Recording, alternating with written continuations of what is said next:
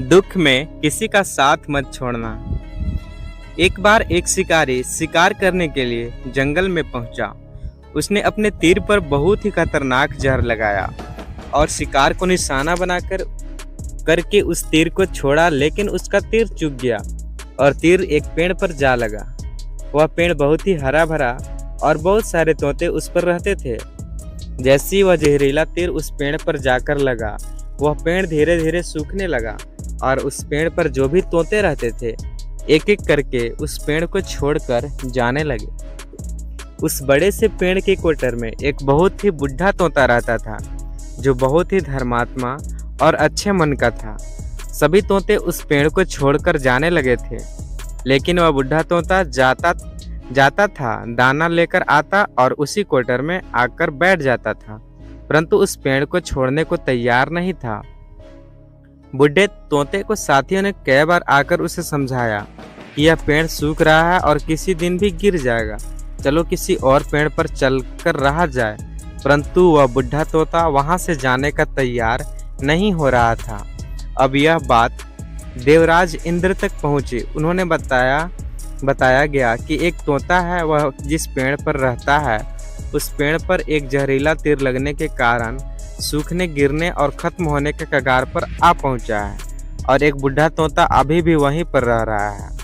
वह दाना लेकर आता और वहीं पर रहता है, जबकि उस जंगल में बहुत सारे पेड़ हैं, लेकिन वह उसी पेड़ में रह रहा है। देवराज इंद्र प्रकट हुए और उस बुढ़े तोते से कहने लगे कि आप बहुत धर्मात्मा हैं, बहुत ही अच्छे मन के हैं, लेकिन आप इस पेड़ को छोड़कर किसी और पेड़ पर चले जाइए, क्योंकि यह पेड़ कुछ ही दिनों में गिर जाएगा।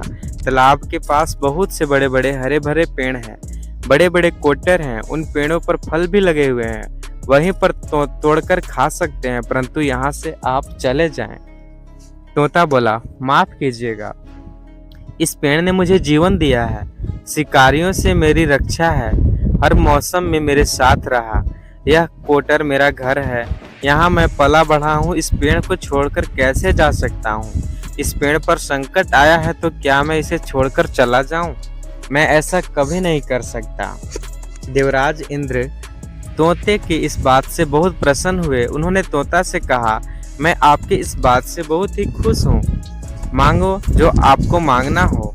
कुछ बूढ़े तोते ने कहा, बस मुझे इतना मांगना है कि जिस पेड़ ने मुझे जन्म दिया, जहाँ मैं रहा पला बढ़ा, आप मेरा जन्मभूमि कह सकते हैं, आप इसे फिर से वैसा ही हरा भरा कर दो, यह जैसे पहले था।